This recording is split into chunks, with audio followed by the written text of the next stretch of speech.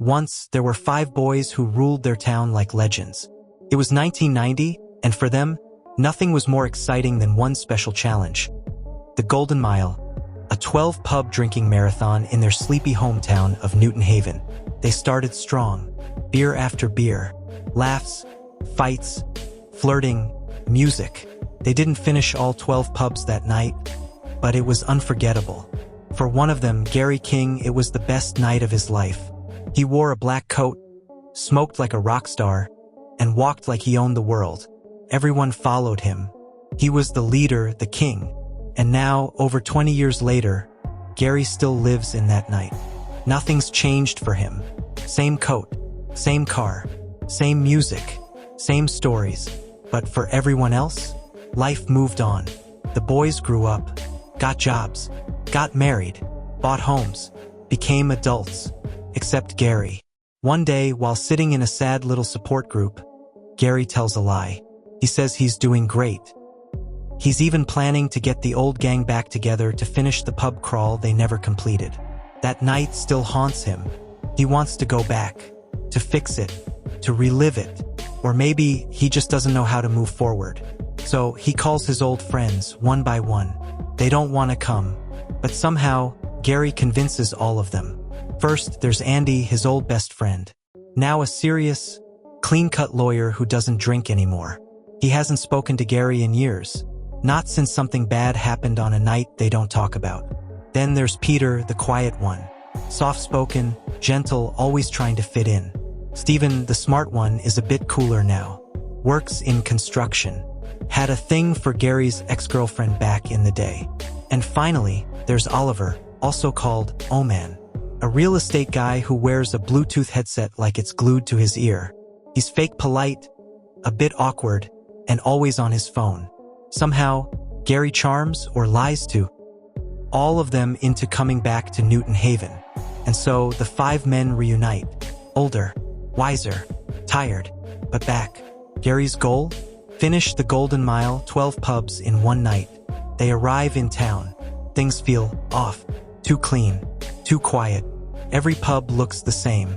Same staff, same lighting, almost too perfect. But Gary doesn't care. He drags the guys to the first pub, the first post. They order drinks. Except Andy, he's still sober.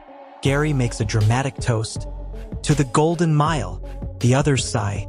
They're not here for fun. They just want to get it over with and leave. Gary's energy is too much. He talks like he's still 18. Makes jokes no one laughs at. Says things that don't land. But he doesn't notice. Or maybe he doesn't care. They move on. Second pub. Third. Old memories come back. Old pain too. Andy barely looks at Gary. There's a deep anger between them. Something happened years ago that broke their friendship. But again, Gary brushes it all off. Like it doesn't matter. Like it's all just another round of beer. Then they reach the fourth pub, the Cross Hands.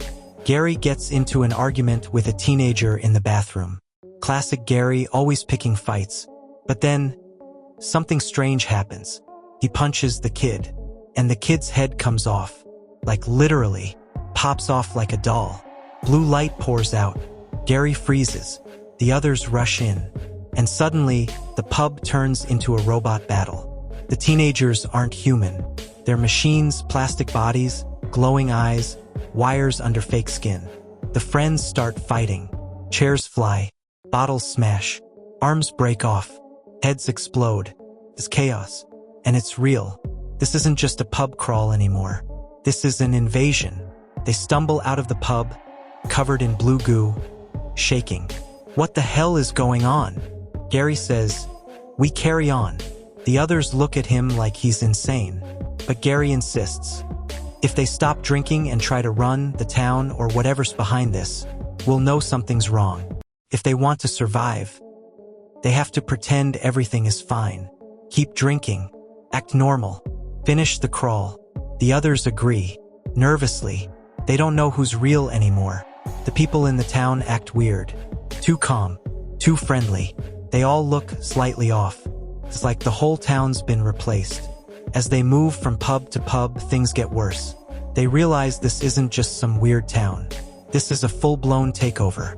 The invaders call themselves the Network, an alien intelligence that's been slowly replacing people in Newton Haven for years. It's not killing them, it's upgrading them, turning them into perfect, obedient versions of themselves. No crime, No ajín. no trouble, just perfection. But at a cost, freedom. Gary doesn't care.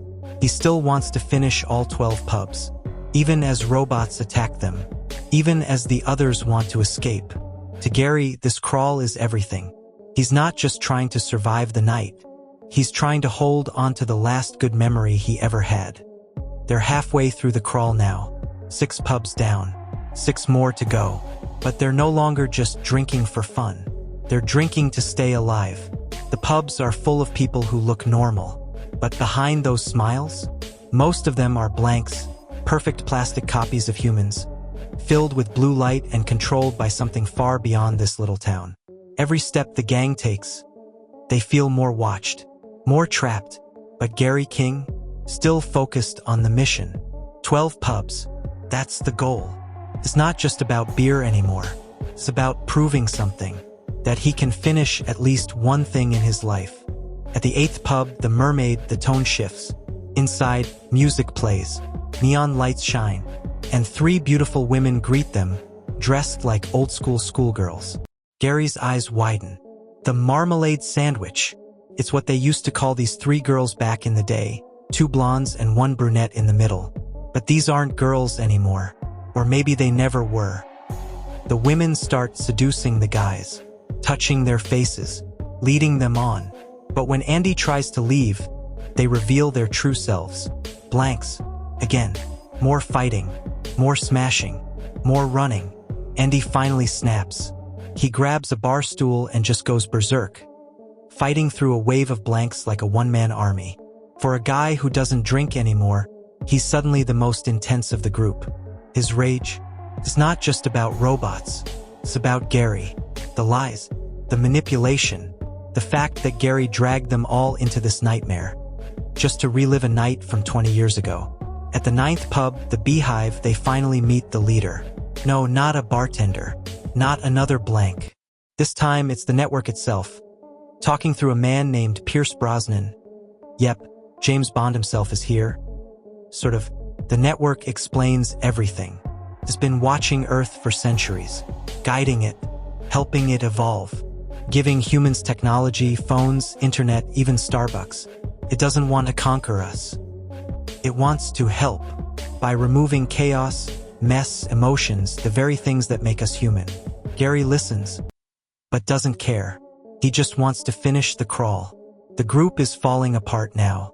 Oliver Good-Old-Man gets taken, replaced with a blank. He returns with the same polite smile, the same Bluetooth headset. But he's not real anymore. The others are terrified. Peter snaps and attacks a group of younger blanks. They remind him of bullies from his school days. This is his moment of revenge. But they get him. Peter is gone. Just like that.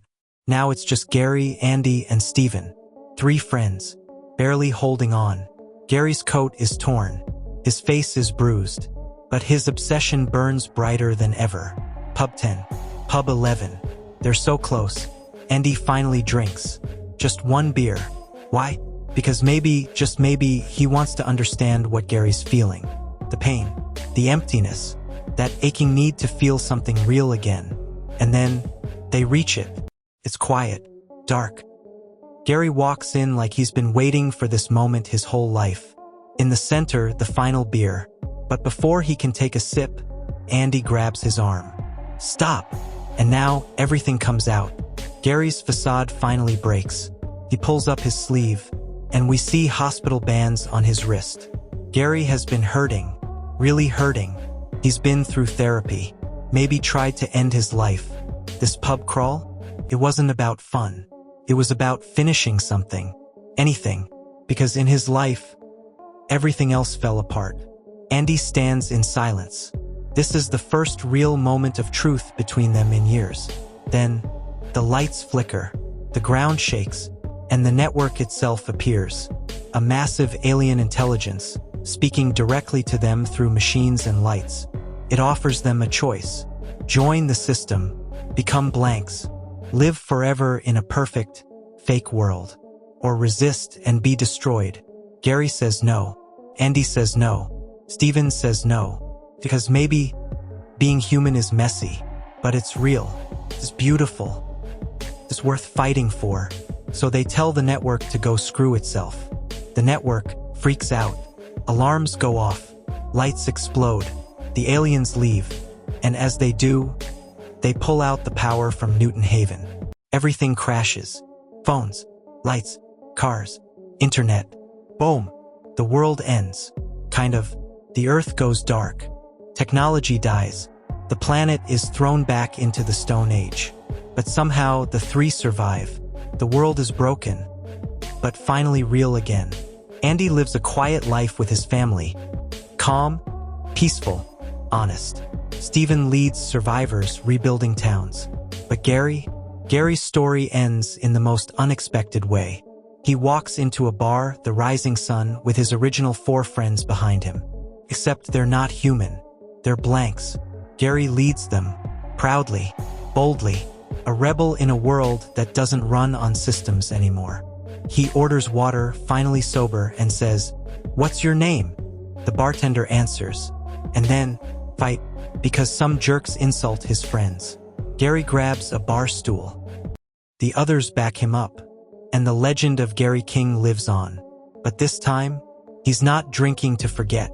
He's fighting for something real.